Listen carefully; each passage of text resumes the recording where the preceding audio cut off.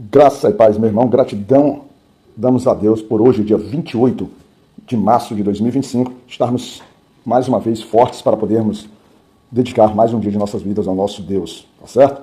A nossa meditação de hoje continuará pelo livro de Esdras, capítulo 7, e o nosso versículo de trabalho é o versículo 10. E nele se diz: porque Esdras tinha preparado o seu coração para buscar a lei do Senhor, e para a cumprir, e para ensinar em Israel os seus estatutos e os seus direitos. O bacana dessa história aqui é que agora, de fato, aparece o famoso personagem Esdras. Esdras, o nome do livro é Esdras, mas a sua história está sendo retratado em 10 capítulos aqui, só que ele só está aparecendo, de fato, no capítulo 7, porque ele se preocupou em trazer inicialmente todo aquele contexto histórico do retorno, dos profetas, né, do cativeiro, né? Nós temos o cativeiro, e Esdras, na verdade, quando ele está trazendo o cativeiro, ele traz desde a primeira leva, desde que Ciro deu o decreto e o povo se dirigiu para Judá, para Jerusalém, para a cidade de Judá, para Jerusalém, e foram ocupando ali. Prepararam o altar ali, fizeram celebrações fortes, festas, trouxe alegria ali ao povo, né? Criou-se uma unificação, uma identificação novamente de povo. Eles estão a todo um movimento favorável. Então esse povo, que era do primeiro cativeiro, encontraram resistências, encontraram pessoas que se levantaram contra eles, né? Logo em seguida falaram mal deles, espalharam aquilo que nós chamamos de fake news, ou seja, a obra teve que parar. Depois a obra recomeça justamente com profetas com a atuação de profetas como Ageu e Zacarias. E eu venho dizendo que estudar essa parte aqui é um pouco mais complexa, porque ela é uma interação entre vários livros, entre você tentar colocar os personagens no ponto histórico, um interrelacionamento entre o que um fala e o outro confirma. Então, assim, dá um pouquinho mais de trabalho, porque por si só, o único livro, às vezes, não traduz toda a informação. E ele vai se misturando. Então, acaba levando um comprometimento maior para que a gente possa falar. E falar, então, nossos devocionais sobre isso aqui, a responsabilidade ela aumenta muito, porque a gente acaba tendo a possibilidade de cometer falhas mais grotescas. E não é esse o propósito da gente trazer os devocionais. E sim, sermos utilizados com sabedoria pela ação do Espírito Santo, mesmo que façamos um devocional uma profundidade um pouquinho menor, porque a ideia é te despertar para a palavra do Senhor, te despertar por esse amor, te despertar para que esse Deus aqui, ó, que vai cuidando desse povo, é o Deus da tua vida também, é o Deus que cuida de ti, é o Deus que tem dado suprimento, tem dado, por exemplo, a tua atenção e tem te mantido com condição de respirar, de trabalhar, de lutar pela tua vida e pela tua família. Então, na verdade, a ideia é despertamento. A profundidade, certamente temos muitos outros pregadores, muitos outros estudiosos, muita gente que tem até uma maior intimidade com a palavra de Deus. Não é que tenha maior intimidade, é um coração mais voltado a Deus. Mas, às vezes, as pessoas têm uma maior intimidade com a palavra, têm um domínio maior, uma sabedoria maior, têm um talento maior nesse sentido. Mas a pessoa que, por vezes, é mais simples, ela tem um coração, por exemplo, também, por vezes, mais disposto, porque ela tem menos vaidade e ela tem menos, vamos dizer assim, aflição em querer, por exemplo, se superar na palavra. Ela quer simplesmente entender pelo menos o básico, para que ela possa começar a viver a sua experiência. E viver a experiência com o Senhor é colocar o seu coração verdadeiro nessa caminhada. E é esse o princípio que nós vemos aqui em Esdras, né? Porque ele preparou o seu coração. E a ideia dele era buscar a palavra do Senhor. E quando a gente fala buscar a palavra do Senhor, é buscar o próprio Deus, é buscar quem instruía, é buscar aqueles que tinham a capacidade de transmitir a mensagem, né? Porque quando a gente está falando aqui sobre o Velho Testamento, a gente não fala, ou pelo menos não se dá muito foco da atuação direta do Espírito Santo como o grande gestor do conhecimento ou da sabedoria dos homens que faziam, vamos dizer assim, que faziam os relatos ou traziam as mensagens de Deus. É bem verdade que é o próprio Deus que se manifesta através desses profetas, através dessas pessoas. Certamente é. Mas acaba-se não se concentrando tanto. Parece que nós não dávamos tanto atenção como hoje nós damos aqui em relação à atuação do Espírito Santo, dessa pessoa da Trindade, né? E o quanto nós, vamos dizer assim, o buscamos desde a atuação do Espírito Santo de uma forma mais clara ali na formação de Atos dos Apóstolos, na formação da igreja. Então a gente acaba situando aqui, nem tanto.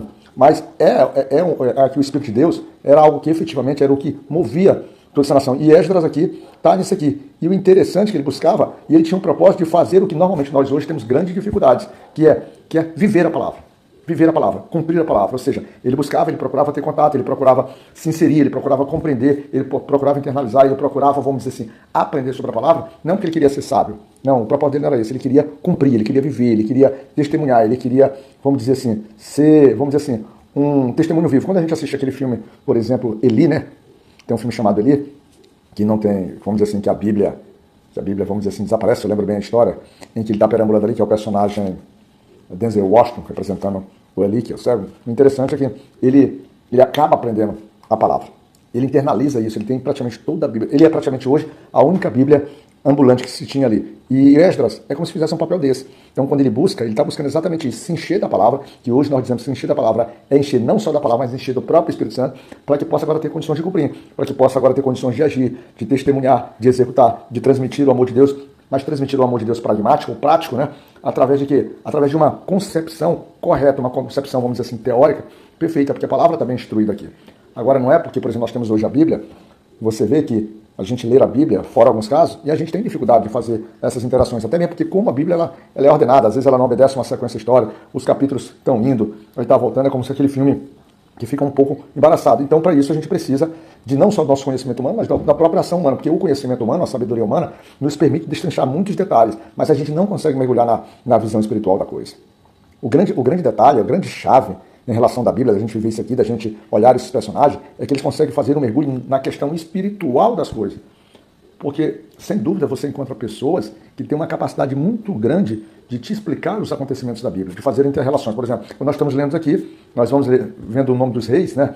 Aparece Ataxerxes, aparece Ciro, aparece Dario, vai aparecendo esses reis, mas que por vezes tem uma concepção histórica, não, que o Ataxerxes que você está lendo não é o Ataxerxes, já é um Ataxerxes II, mas o Dario já não é o segundo, é o primeiro.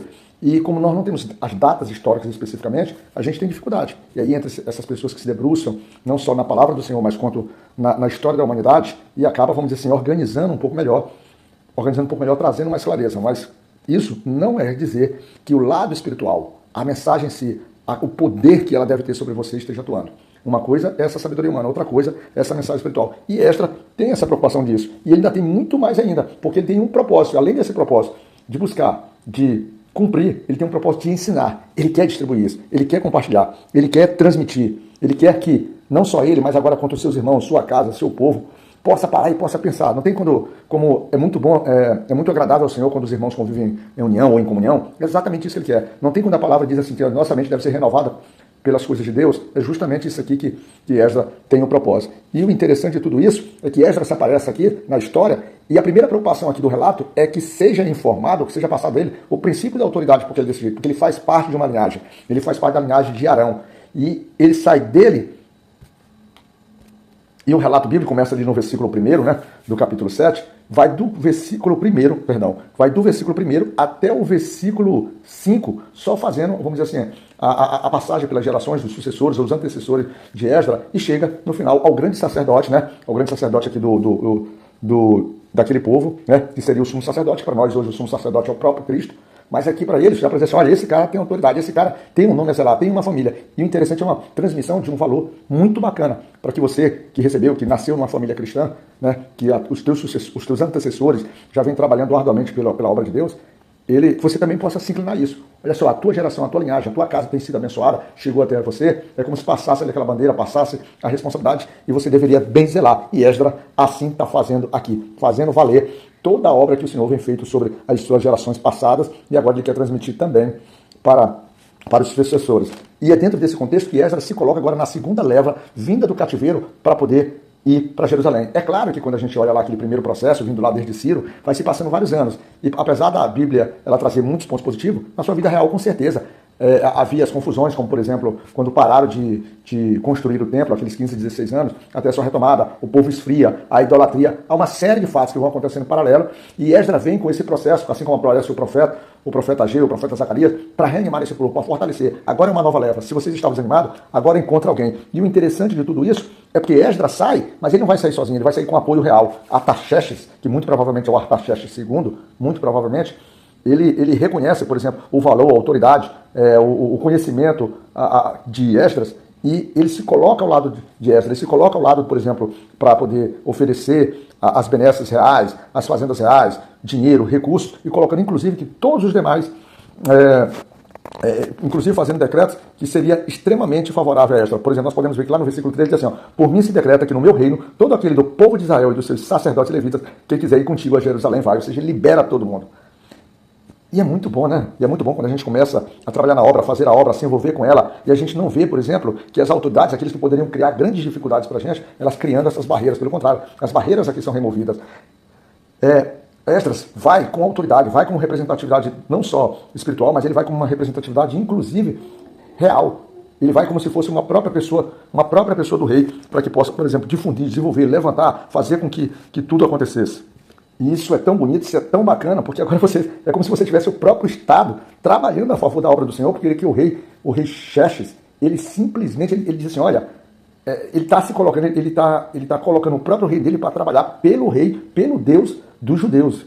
É isso que ele quer, é isso que ele fala, é isso que ele se coloca e tudo. E ele vai criando uma série de determinações, uma série de, vamos dizer assim, de ordens que são favoráveis. E quando a gente chega, por exemplo, lá no versículo 21, se você se debruçar ali mais ou menos do versículo 11 até o versículo 20, você vai ver só coisas favoráveis. E no versículo 21 ele diz assim, por mim mesmo, o rei, e por mim mesmo, o rei Artaxerxes se decreta a todos os tesoureiros que estão da além do rio, que tudo quanto vos pedir o sacerdote Esdras, escriba da lei dos deuses dos céus, apressuradamente se faça. Ou seja, o reino está à disposição do rei maior, que é o reino de Deus. E tudo isso porque o rei está pensando no seu próprio reino e também nas suas sucessões como os filhos, para que aquele rei, que é o rei dos judeus, que é o Deus dos judeus, ele não se levante contra aquele povo.